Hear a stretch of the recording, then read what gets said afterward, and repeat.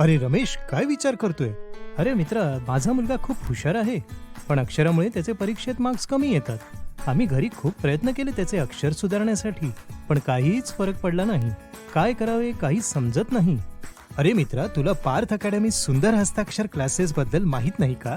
Parth academy सुंदर हस्ताक्षर classes मागील 9 वर्षांपासून अंबाजोगाई व पुणे येथे कार्यरत असून आतापर्यंत हजारो विद्यार्थ्यांना हस्ताक्षर कलेत प्रशिक्षित केले आहे.